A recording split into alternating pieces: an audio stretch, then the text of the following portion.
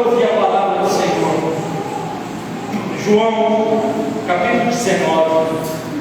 Se você veio com a sua Bíblia aqui na igreja, por favor. João, capítulo 19, versículos 19 e 20.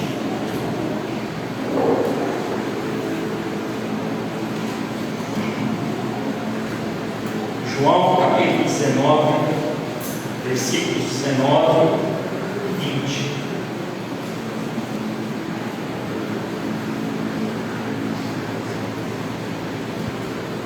Amém?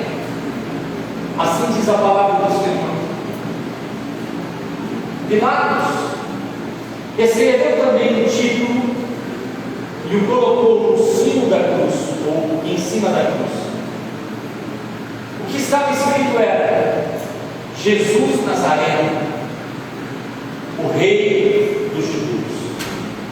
Muitos judeus deram este título porque o lugar em que Jesus foi crucificado era perto da cidade e estava escrito em hebraico, latim e grego. Versículo 21, por favor.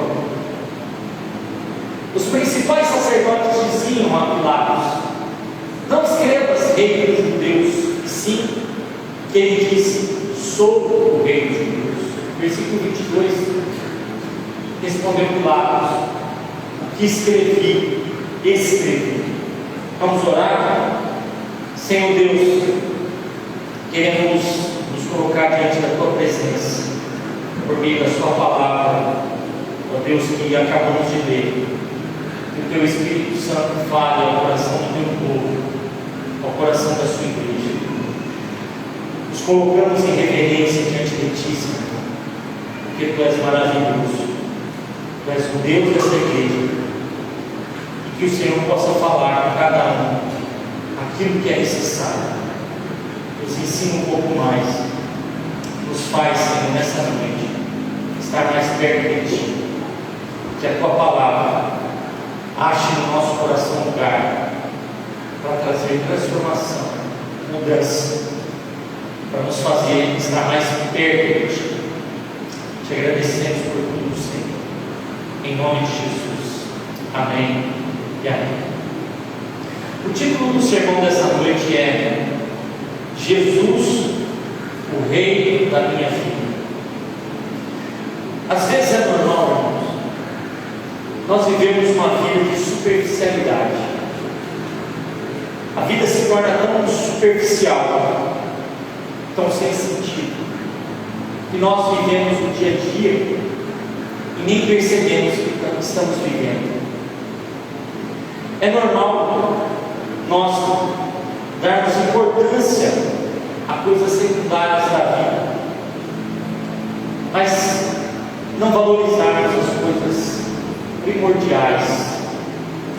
Aquilo que deveria estar em primeiro lugar na nossa vida, às vezes é substituído por coisas secundárias.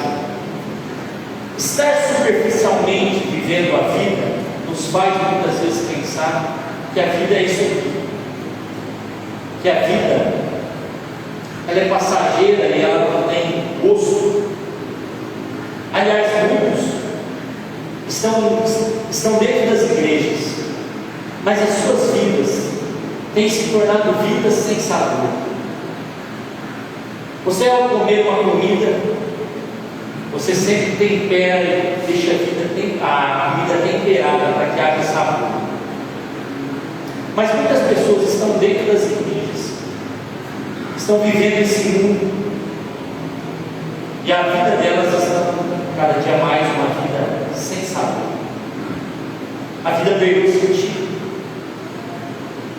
porque se valoriza muito aquilo que é secundário, aquilo que não tem importância, e aquilo que é primário, aquilo que é importante, aquilo que é real, aquilo que tem sentido, vai perdendo a realidade. O homem tem a tendência de se apegar em coisas que não vai mudar a sua vida. E quando nós falamos de Jesus como o Rei da nossa vida, e da minha vida. Eu estou falando que eu não vou viver a vida como o mundo aí prega que a vida é.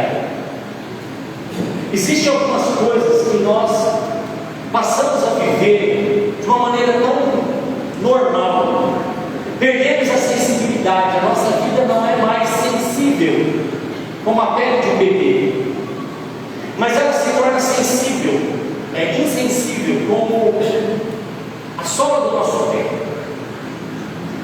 Às vezes nós vivemos a vida de uma tal maneira que ser superficial se torna algo normal.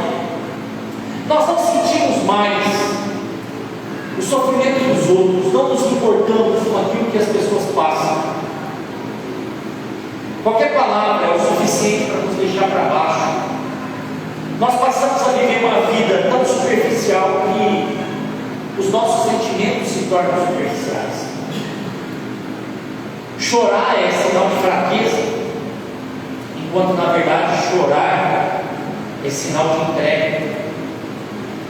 Às vezes as pessoas choram e elas sentem melhor que chorar, mas muitos não querem chorar e seguram as lágrimas nos olhos, porque para eles, eu estou chorando, eu sou fraco, eu perdi alguma coisa, ou eu estou mostrando a minha fraqueza. Antigamente, na minha época de jovem, de criança, quando eu batia em algum lugar, ou fazia alguma coisa que machucava, dava vontade de chorar. E aí os meus tios falavam: homem não chora, homem não chora. E a gente cresce ouvindo isso, como se a nossa vida nós não tivéssemos direito de chorar. O homem não tem direito de chorar e a mulher não tem direito de ser forte. Porque na verdade, ser superficial é viver uma vida baseada naquilo que as pessoas dizem, não baseado naquilo que realmente é. É interessante que a superficialidade do homem faz o homem se apegar em coisas que são insignificantes. Que é que uma coisa insignificante que o homem se apega? O dinheiro. O dinheiro é insignificante de tal maneira que é um pedaço de papel que tem valor. Os homens valorizam tanto dinheiro que esquecem de se valorizar. Eles perdem a paz por causa do dinheiro. Eles deixam de amar por causa do dinheiro. Um pedaço de papel escrito valor de R$100 é um sinal extremo de valorização de algo que é superficial. O dinheiro não é para dominar a sua vida. O dinheiro é dado para você sobreviver, para você viver a vida. Aliás, não sobreviver, mas viver a vida.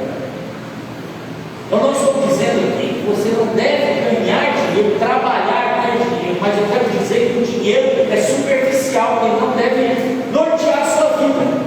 Porque tem gente que quando a conta bancária está alta, ele está feliz, ele está alegre, ele está vibrando.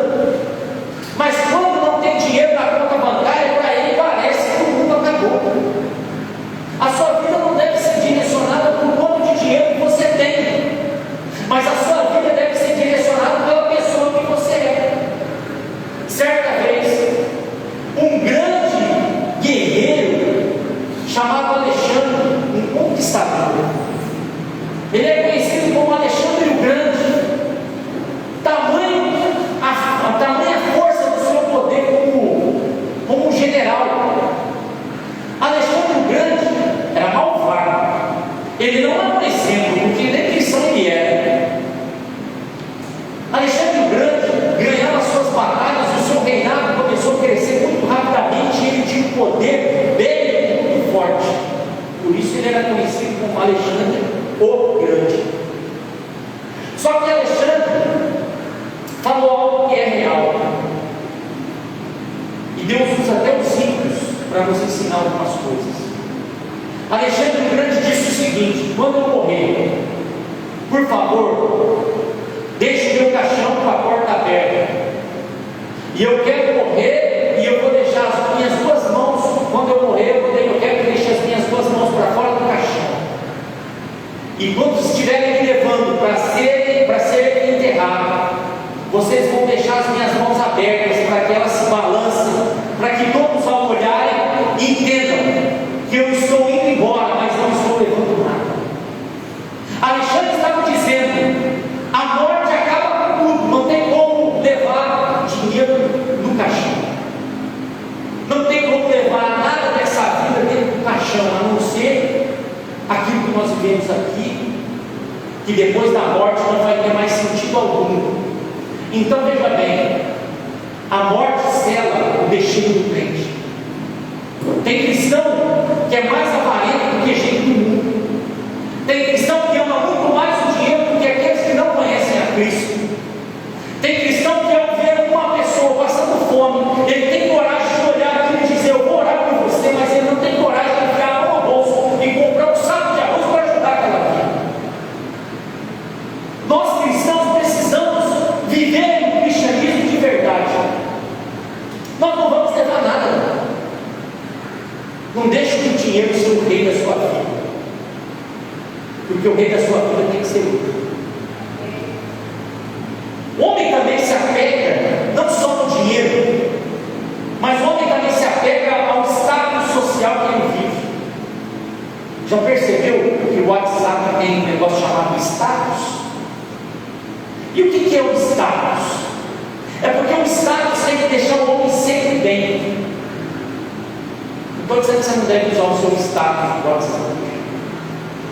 Eu estou dizendo que o status do WhatsApp é uma representação clara de que todo ser humano precisa ter um status. E aí tem gente que usa o status do WhatsApp, o status do Instagram, do Facebook, para mandar recado para os outros.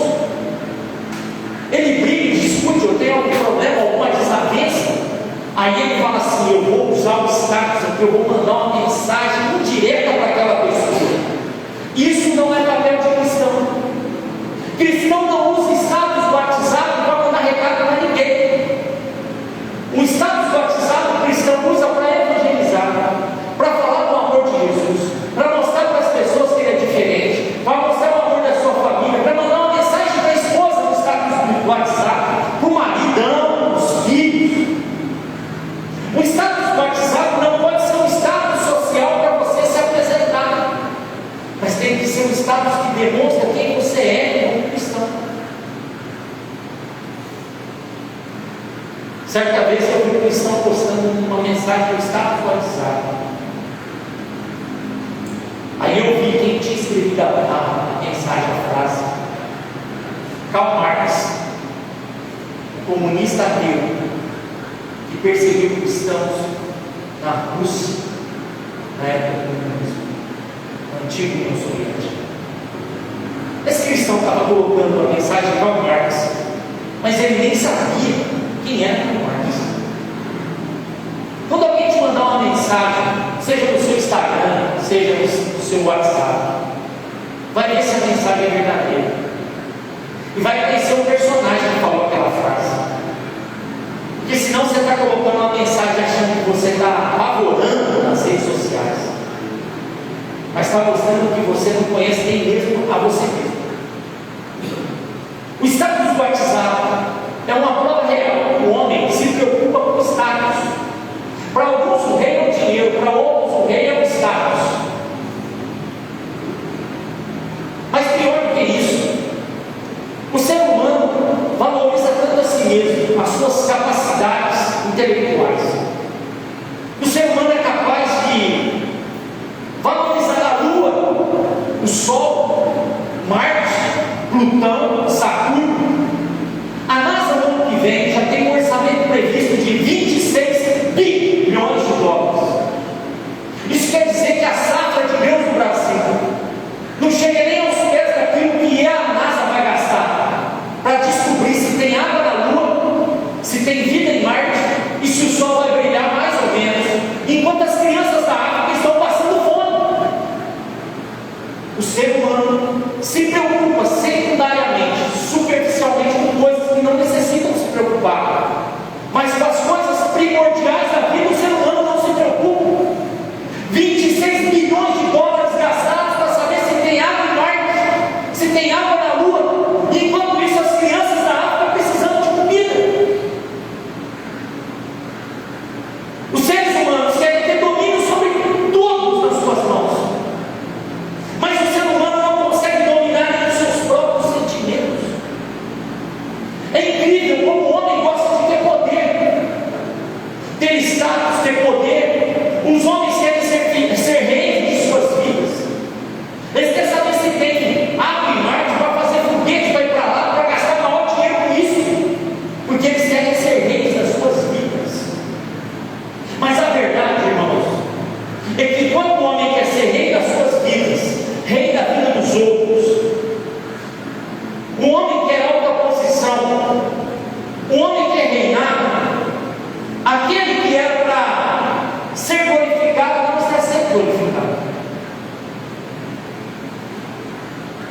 Enquanto o homem quer dominar os outros, ele não consegue dominar nem ele mesmo.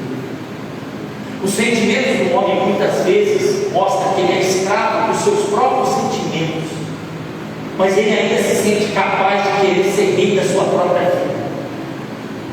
Veja uma coisa: o Criador se fez homem, morreu na cruz para se tornar rei. Enquanto o homem quer se tornar rei sendo criatura, o Criador que é rei se fez homem, se humilhou, morreu para salvar a criatura, mas a criatura quer ser rei para zombar do seu Criador. Pilatos, ao colocar a placa sobre Jesus, ele estava zombando de Jesus. Quando ele escreve Rei dos Judeus, ele estava dizendo: você não é meu rei, você é rei dos judeus. Pilatos era romano, era governador, mas ele não reconhecia Jesus como seu rei. E ele disse: eu vou colocar uma placa aqui para dizer para todo mundo, em aramaico, hebraico, latim e grego, as três línguas principais: o latim de Roma, o grego da filosofia grega e o hebraico do povo judeu. Aqui, nessas três partes, nós vemos três áreas que o homem gosta de seguir. O hebraico mostra a religião judaica, o grego mostra a filosofia vã do homem, e o latim mostra o poder político de Roma. Ao pregar aquelas três frases escritas, aquela frase escrita em três idiomas, em cima de Jesus, e dizer Rei dos Judeus, Pilatos estava dizendo: você não é meu rei. Pior do que isso, você é rei, mas que rei você é que você não consegue nem descer dessa cruz? Então, Pilatos disse: você não é meu rei. Mas volte ao versículo 21, por favor, do texto que nós lemos. O versículo 21 diz assim: os principais sacerdotes diziam a Pilatos: não escreva Rei dos Judeus, e sim que ele disse: sou Rei dos Judeus. Ou seja, os judeus também não queriam Jesus como rei. Pilatos falou: ele é Rei dos Judeus, mas não é rei. Os judeus falaram: ele não é o nosso rei. Ele diz que é, mas nós não recebemos ele como rei. Para piorar a situação, Marcos 15, 29 a 32 diz: os que passavam lançavam insultos, balançando a cabeça e dizendo: ora, você que destrói o templo e reedifica-se em 3 dias, desce da cruz e salva a si mesmo. Da mesma forma, os chefes dos sacerdotes e os mestres da lei zombavam dele entre si, dizendo: salvou os outros, mas não é capaz de salvar a si mesmo. Cristo, o Rei de Israel, desça da cruz para que vejamos e creiamos. E os que foram crucificados com ele também o insultavam. Pilatos zombou de Jesus, os judeus zombaram de Jesus, os ladrões zombavam de Jesus. Ninguém queria Jesus como rei. Estava escrito em grego, latim e hebraico para dizer para o homem: o homem não queria Jesus como rei. Flávio José, historiador judeu, disse certa vez que a cruz é a pior das mortes. Jesus, sendo rei, deixou o seu trono de glória para se tornar um homem, viver nessa terra, ir para a cruz para morrer no nosso lugar, para se tornar rei das nossas vidas. Mas muitos hoje zombam da cruz, zombam de Jesus, blasfemam contra o seu nome. Para eles foi apenas uma morte, para eles Jesus é mais um. Discutem até a sua existência. Será que Jesus existiu mesmo? Enquanto o Criador se fez homem para salvar a criatura tenta ser como Deus para salvar o Criador. A questão é: especial que ele não reconhece a obra de Cristo na cruz. Muitos hoje estão nas igrejas e reconhecem Jesus como seu Salvador, e é muito lindo isso, mas nunca reconheceram Jesus como Rei. Escuta o que eu estou dizendo. Muitos reconhecem Jesus como Salvador. Jesus morreu por mim para me salvar, mas não querem reconhecer Jesus como Rei. E a pergunta que o pastor vai fazer nessa noite: qual a diferença de ter Jesus como meu Salvador unicamente e ter Jesus como meu Rei? A questão maior é que Jesus, reconhecido como Salvador, mostra que a pessoa reconhece que Ele morreu por eles, por ele ou por ela, creem que a salvação da cruz os tira do inferno, agradecem por Jesus ter morrido na cruz por eles e os salvado. Mas ter Jesus apenas como Salvador não quer dizer que você tenha Jesus como Rei, porque ter Jesus como Rei implica algumas coisas. E nessa noite eu quero só te trazer esse pano de fundo para você entender. Você pode escolher ter Jesus apenas como seu Salvador, mas na verdade nós como cristãos precisamos ter Jesus como nosso Salvador, mas como nosso Rei. Quer saber se Jesus é o Rei da sua vida? Primeiro, que Jesus como Rei, Ele governa. Salmo 22, de 27 e 28, diz que todos os confins da terra se lembrarão e se voltarão para o Senhor, e todas as famílias das nações se prostrarão diante dele, pois do Senhor é o reino, Ele governa as nações. O governo é o controle da minha vida, é Ele que estabelece as decisões que estão sobre a minha vida. Veja bem uma coisa: após o arrebatamento da igreja, haverá na terra o período da grande tribulação. Mas depois do período tribulacional, Jesus vai vir em glória. No arrebatamento, os cristãos sofrem. Na vida gloriosa, Jesus desce. Quando Jesus desce e há a batalha do Armagedon, Jesus salva os judeus que estão sendo perseguidos pelo anticristo e pelo falso profeta. E ali, com o sopro da sua boca, ele vence o anticristo e vence o falso profeta, e começa um período chamado de milênio. Esse milênio, que são 1000 anos de século de justiça e equidade e paz, Jesus vai governar todas as nações. É o que diz aqui no Salmo 22. Ter Jesus como Rei é dizer que Jesus vai governar o milênio, mas que hoje o trono da minha vida é dele. Eu não preciso esperar lá na frente para Jesus governar a minha vida, porque Jesus quer governar sobre mim hoje. Jesus quer governar as minhas decisões. Ele quer estabelecer sobre mim decisões que eu devo tomar. Talvez você veio aqui essa noite precisando tomar alguma decisão na sua vida.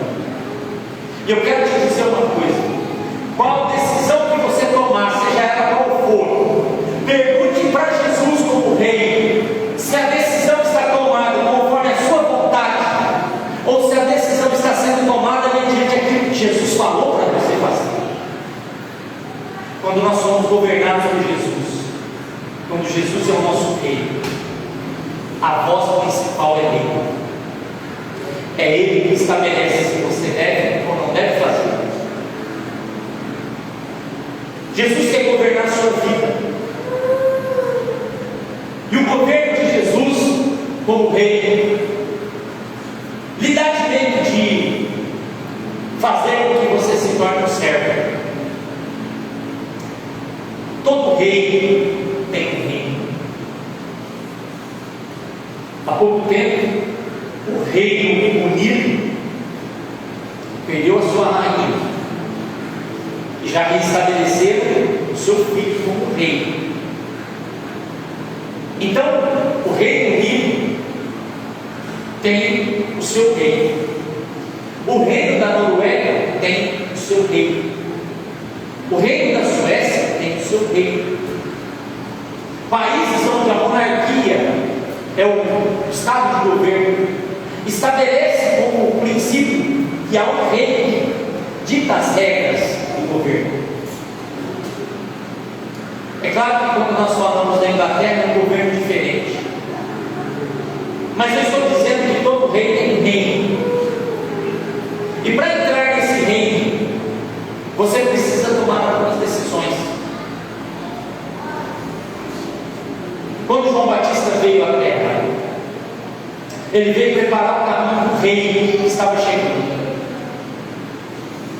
E ele diz lá em Mateus 3: arrependam-se, porque o reino do céu está próximo. O princípio para ser governado pelo rei é o arrependimento. Quando eu deixo o meu orgulho de lado, o meu ego para trás, quando eu deixo de lado as minhas superficialidades e deixo Jesus governar a minha vida, o arrependimento passa a ser algo notório em mim. Todos nós vamos falhar, irmãos. Todos nós. A falha é do ser humano, mas o arrependimento transforma a vida do ser humano. Quando você se coloca diante de Deus e reconhece que você falhou, que você pede perdão pelos seus erros com a sua esposa ou com o seu marido, quando você reconhece que você é falho, que você falhou com alguém e pede perdão, se arrepende, é um sinal que Jesus é o rei da sua vida. Ei, pastor, não tinha uma mensagem mais amorosa do que a da ceia? Eu vou te dizer que essa é a mensagem da ceia. A ceia é para aqueles que têm Jesus como Salvador, mas aqueles que reconhecem Jesus como Rei. Arrepender-se é padrão para ter acesso ao reino. O reino de Cristo chegou, e o reino de Cristo é expresso por meio da sua vida, e por Cristo está em você. Certa vez perguntaram para o Senhor aonde estava o reino, se estava ali, se estava lá, e ele disse: o reino está dentro de vós.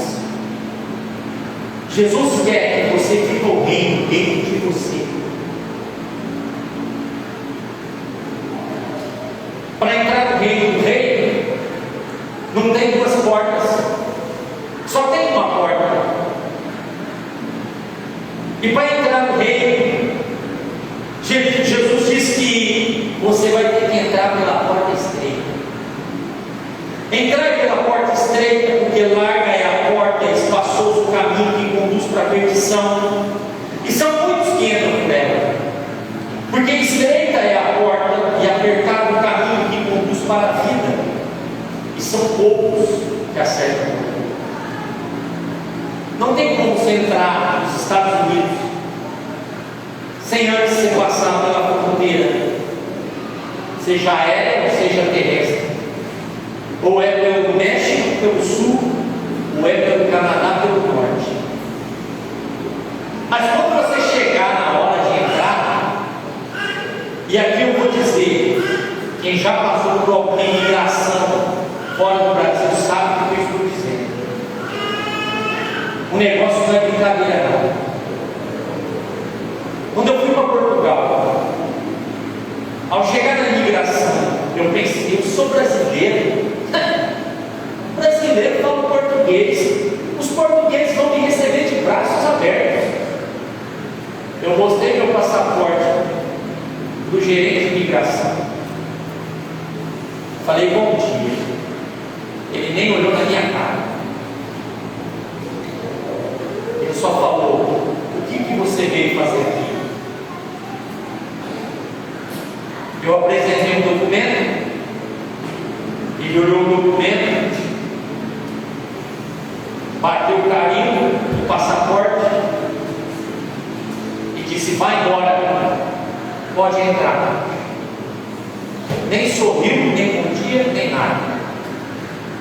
Eu estou falando de Portugal, mas diz que o país dos Estados Unidos o negócio é mais apertado ainda.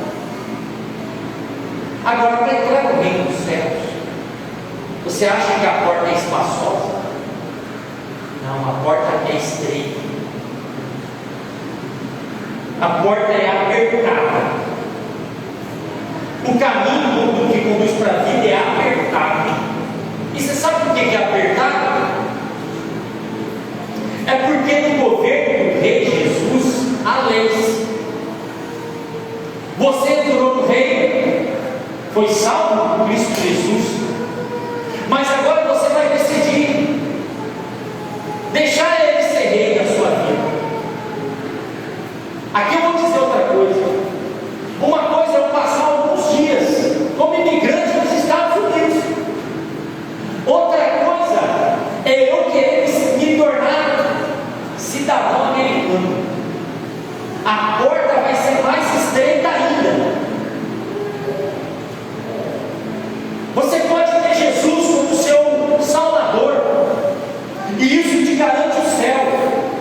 Mas se você não ter Jesus como seu rei, a sua vida não vai ter propósito. Está entendendo o que eu estou dizendo? Jesus como Salvador te leva para o céu. Jesus como rei direciona o seu destino, o seu propósito, para onde você deve ir. E no reino do Rei Jesus existem leis. E essas leis têm que ser cumpridas pelos seus súditos. Eu vou aqui dizer algumas leis que o Rei Jesus instituiu para nós. São leis que não são fáceis de se cumprir. Mateus capítulo 5 vai dizer sobre a constituição do reino. Jesus diz: ouviste que foi dito, não adulterarás? Eu, porém, vos digo, ou seja, a lei do meu reino é outra. Qualquer que olhar para uma mulher com intenção impura no coração já adulterou com ela. Não é brincadeira. Mateus 5, 39 ao 44. Eu, porém, vos digo, não resistais ao perverso, mas a qualquer que te ferir a face direita, volta-lhe também a outra. E ao que quer te demandar contigo tirar a túnica, deixe levar a capa. Se alguém te obrigar a andar uma milha, anda com ele duas. Dá a quem te pede, não volte as costas ao que te deseja que emprestes. Ouviste o que foi dito, amarás o teu próximo e odiarás o teu inimigo? Aí o Rei Jesus vai falar a lei dele. Eu, porém, vos digo: amai os vossos inimigos e orai pelos que nos perseguem. Está disposto a deixar Jesus ser o rei da sua vida? Se você está disposto, Ele vai dar destino para o seu viver. O seu propósito vai ser um propósito cristão, um propósito de Deus, algo que Deus vai trazer para você. Deus te trouxe aqui nessa noite para dizer que Ele quer ser rei da sua vida, mas que quando chegar situações difíceis para você, você não vai dizer: não, agora é comigo. Não, você vai dizer: Senhor, o Senhor é rei. Se te bater na face direita, vai ter que virar à esquerda. Se te pedir para andar uma milha, vai ter que andar duas. Se pegar a túnica, vai ter que entregar a capa. É só vitória, irmãos. É só vitória. O povo de Deus precisa vibrar com as leis do reino, porque nós queremos que os outros vivam essa lei. Mas quando essas leis é para serem vividas por nós, nós não falamos nem glória a Deus. Quer que Jesus seja o rei da sua vida? Está preparado para deixar Ele tomar as decisões por você? Está preparado para entrar pela porta estreita? Está preparado para virar o outra face? Aí você diz: não, isso aqui Ele só quis mostrar, que ninguém faz isso. Faz sim. Quem tem Jesus como rei, entende o que eu estou dizendo. O Espírito Santo quer governar você. Quando o rei governa, eu sigo as leis que estabelece e não as que eu quero. Vou dar um exemplo. Você vai para a Inglaterra, chega lá na Inglaterra, você diz assim: agora eu vou andar de carro. Eu sou motorista do Brasil, eu guio van, eu guio caminhão, eu faço qualquer coisa, eu guio qualquer coisa no Brasil. Eles vão dizer para você: negativo, aqui não. Aí você vai olhar os carros lá no Reino Unido, na Inglaterra, vai dizer: a direção está no lugar errado ali. Porque no Brasil a direção não é do lado esquerdo, não é? Mas lá a direção é do lado direito. Aí você diz: não, aqui é como eu quero, me arrumo o carro para eu guiar do jeito que eu quero. Eles vão dizer para você: você não tem nem habilitação e aqui não é do jeito que você quer, é do jeito que o rei comanda. A vida cristã é uma vida de ter Jesus como rei. É doído, irmãos. Nós vemos cristãos que não deixam que Jesus governe suas vidas. O rei Jesus define o seu destino, o seu propósito. Ele decide por todo mundo e pregar o Evangelho a toda criatura. Ele dá uma ordem. O Evangelho de Cristo é o Evangelho da cruz, é o Evangelho que salva, que transforma, que liberta, mas também é o Evangelho de deixar Jesus ser rei. Pilatos disse: eu não quero o Senhor como meu rei. Os judeus disseram: não quero Jesus como nosso rei. O mundo disse: nós não queremos Jesus como rei. Mas a igreja diz: Jesus é o rei dos reis e Senhor dos senhores. Todo joelho vai ter que se dobrar, toda língua vai ter que confessar que Ele é rei. Nós não podemos esperar mais. Jesus é o rei dos reis. Ele define meu destino, os propósitos da minha vida. Onde eu trabalho é Jesus que governa, é Ele que diz. Onde eu vivo, onde eu congrego, onde eu moro, é Ele que decide, porque Ele é rei. Você e eu somos apenas servos.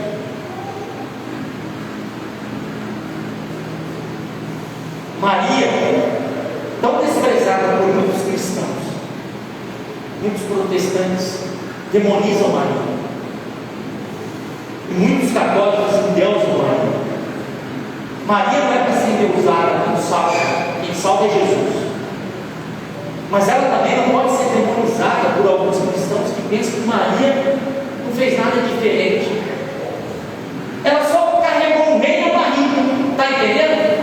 E quando homens querem ter um rei na barriga, a única que carregou o rei na barriga foi Maria. E aí a palavra de Deus diz: bendita és entre as mulheres. Nós não temos o direito de sermos reis, porque aquele que está no trono é um só. Apocalipse 17:14 diz: pelejarão eles contra o Cordeiro, e o Cordeiro os vencerá, pois é o Senhor dos senhores e o Rei dos reis. Vencerão também os chamados, os eleitos e os fiéis que se acham com Ele. Até hoje, pode ser que você reconheça Jesus como seu Salvador, mas talvez você nunca o reconheceu como Rei. Jesus vai reinar sobre as nações do milênio. Jesus reina sobre a igreja hoje. Ele é o rei dos céus. É Ele quem governa. Mas Jesus quer ser o rei da sua vida. Ele quer que você fale com Ele. E é interessante que nos países onde a monarquia é institucionalizada, ninguém chega diante do rei de qualquer jeito. Nós temos intimidade com o nosso Senhor, mas nós não podemos desrespeitá-lo. Nessa igreja, Jesus vai continuar sendo rei. Os louvores cantados aqui são louvores que foram instituídos pelo rei. A mensagem que o pastor prega é a mensagem que o rei mandou pregar. As palavras que nós falamos são palavras que o rei mandou nos falar. Amanhã, quando você levantar para trabalhar, lembre-se que você tem um rei que governa a sua vida. Não se misture com aquilo que o mundo coloca. Não se venda e não venda os seus princípios. Quando for tomar alguma decisão, tome decisões pautadas naquilo que o rei mandou você tomar. Se te dar um tapa na sua face, vire a outra. Se te pegarem, entrega a capa. Não perca tempo com coisa superficial. Não fique brigando com quem quer briga. Você é do reino da paz. Tem gente que quer dar resposta, tem gente que quer falar, mas na verdade, irmãos, até mesmo ao responder uma mensagem, pergunte se é preciso responder. Às vezes, a melhor resposta é o silêncio.